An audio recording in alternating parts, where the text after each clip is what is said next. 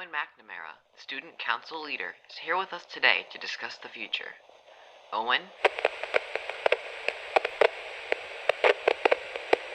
This is bad.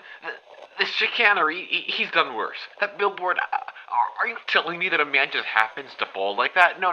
He orchestrated it, Jimmy. He defecated through a sunroof, and I saved him. Oh, I shouldn't have. I took him into my own firm. What was I thinking? Oh, he'll never change. He'll never change. Ever since he was 9. Always the same. Couldn't keep his hands out of the cash drawer. But not... It's now been a month since the disappearance. Jude Bailey, the current lead suspect, has also gone missing after initially being interrogated for possible involvement in the kidnapping. If you or someone you know has any information on either the victim or Bailey's whereabouts, please contact your local authorities or call 911 to leave.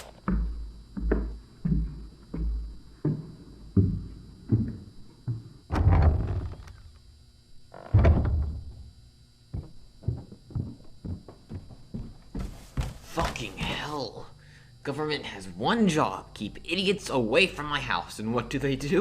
They waltz their way onto my property, and what happens then? People die. Creates so much more work for me to do. It's damn hard staging all that stuff without getting caught, not to mention I'm a bloody mess now. Hell, do I even have any more bleach? I mean, I'd look suspicious if I went to get bleach now.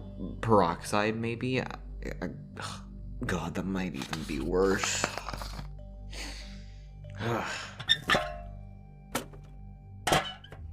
Hey, Doe Eyes, are you talking today? It was a group of younger people. None of them had any chance of defending themselves with just their cell phones, though. Scratch that. One of them did have a gun. Didn't know how to use it, though. Kind of embarrassing on his part. What the hell did they expect to find? Bigfoot? Hell, there's bears in the forest that would have found them if I didn't. I just ended their life a bit more painlessly. What a waste of time. And clothes. I hate wearing blood.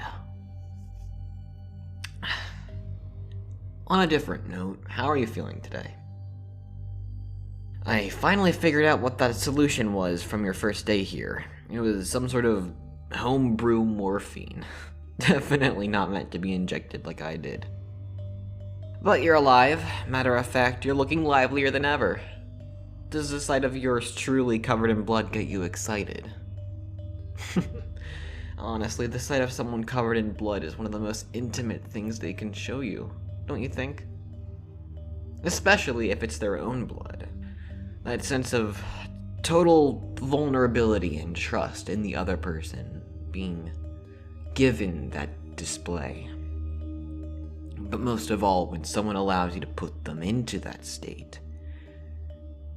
When you give your body up to somebody and allow them to toy with it, to change it, to destroy it.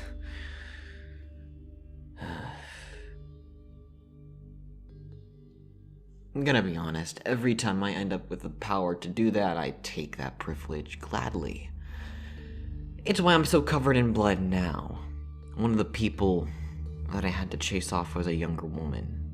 She froze like a little deer while the others fled. When people do that, they get complacent, right? They trust you, the predator, more than they trust themselves and their capabilities to escape. Isn't that trust in your potential murderer a strange reaction? Yet, it's so common. Fight, flight, or freeze. I was told once, you can't outrun a bullet, but you can try to convince it not to shoot. I wonder if there's some correlation there. That whole mentality of, maybe I'll live if I just cooperate. Well, anyways, I was able to perform that bloody, ritual with her. She started out screaming, of course, just like anybody would, but, I was driving a hunting knife into her, but by the end, she was silent and leaning into me. Just letting me own her and her body. she had just given herself up to me, just completely hopeless and ready to die. And she did. She watched me engrave her over and over until her very last breath. I like to think that she died peacefully, since her last breath was, so quiet. Not even a whimper, just acceptance.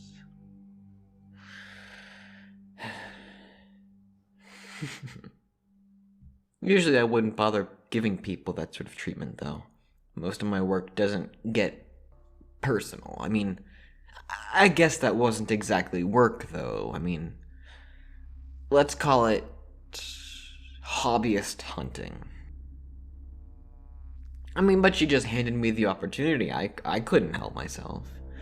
Getting intimate like that with someone else. It's your fault, you know. I was driven mad by desire. I would have never have even thought about doing that with somebody else if you would have just been more eager to satisfy me these past couple days. You've just been dead silent and blindly obeying. That's not a partnership, is it? It's just like having, like a slave. I don't want a slave. It's cute that you follow orders, but I want a partner. An obedient partner. The fun part about having a dog like you is it coming up to you and wanting to play, right? By now, you know a bunch of tricks, but you aren't doing your part. You get it? I talked to you about this yesterday. I mean, now you seem even more... what's the word? I don't know, awful than before. It makes me feel like I'm doing something wrong. I mean, hell, do something wrong so that I can get properly mad at you. You're not doing anything wrong, you're just not doing your part. You're not coming up to me and wanting to play.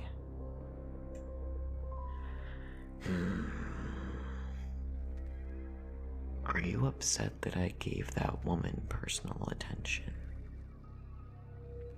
You are. You are! I can see it in your eyes, love. You're jealous.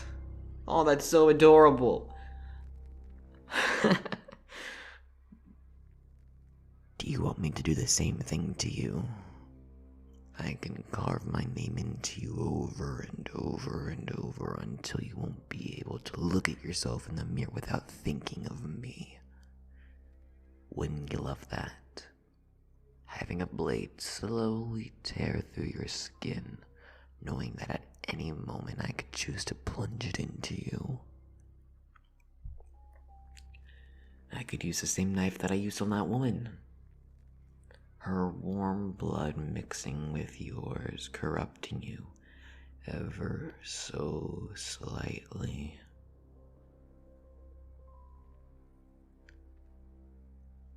But you'd love that, wouldn't you? I can see it in your eyes.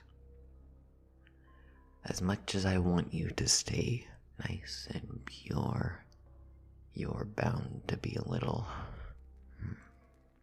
tainted in the end. There's no point in pretending otherwise. Deep down, you're jealous that this knife here is covered in her blood and not yours. So why don't you clean it for me? You heard me. Stick out your tongue and clean her filth off of it. And then we can redecorate it all over again. Oh, don't pull away. You don't have to cut your mouth up, love. Just clean the sides. Come on. Trust me, and nothing bad will happen to you. I've never lied to you, have I? That's right. Don't slice up your tongue now. I don't want to have to give you stitches there, of all places.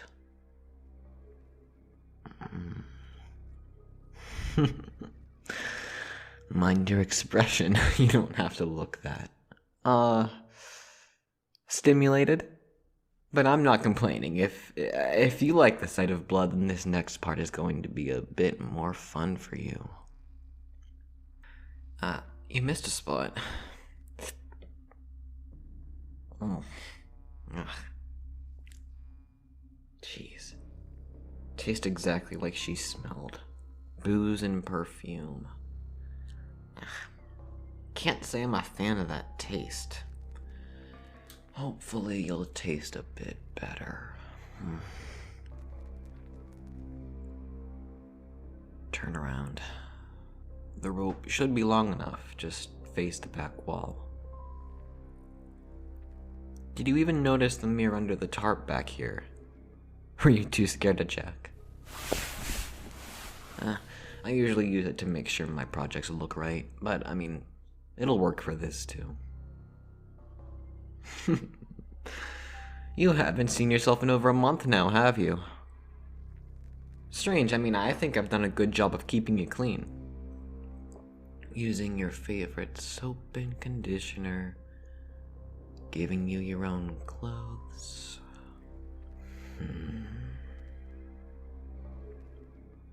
Let's start with getting rid of your top. I'd cut it, but I only have a few pairs of your clothes. So...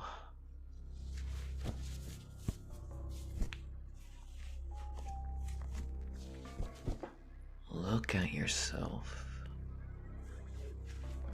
How's it feel to see yourself getting caressed by me? Touching every inch of your skin.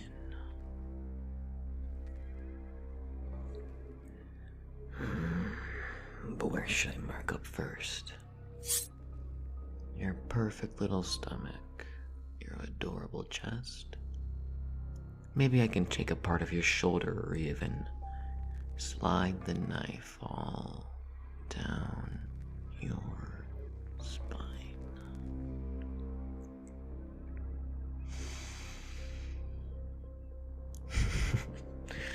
You're tense. Keep your eyes open and look at the mirror, or it'll be your face that gets bloodied.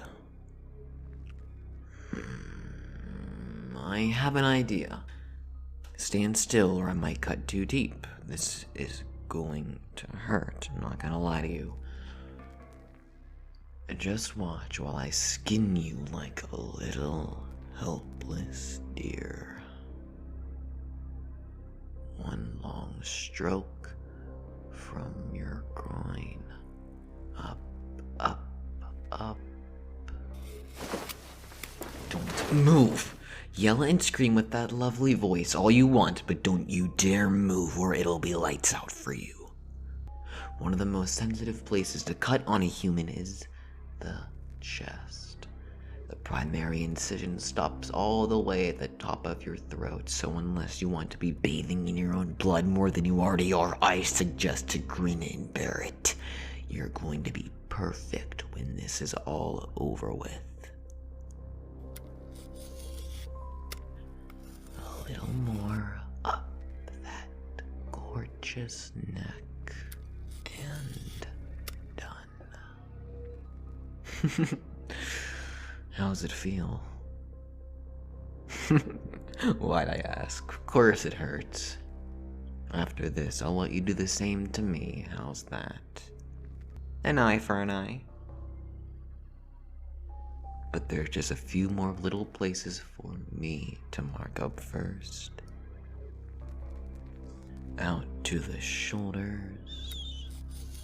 1, 2, and down your gorgeous legs.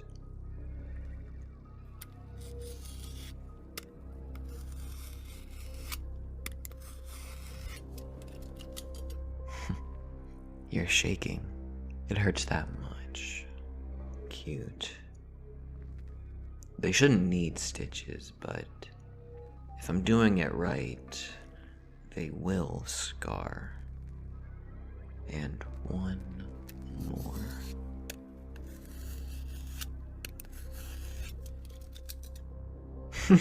You look like you're about to pass out, Doe Eyes. Are you that sensitive to pain? Oh, I don't want to torture you. No.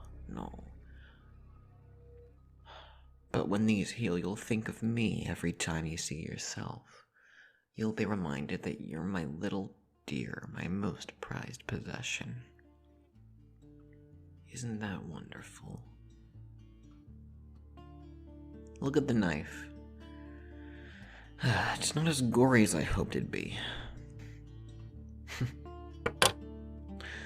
I was going to do a bit more, but I don't want to see you cry for longer than I have to.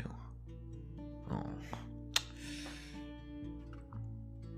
Let's get you cleaned up. When we do our second session, I'll let you do whatever you want to me. I'll carve my name over your heart, and you can carve yours into mine. That sound good? You stopped crying. You want to be able to use the knife against me that badly, huh? Little sadist. I love you, Demise.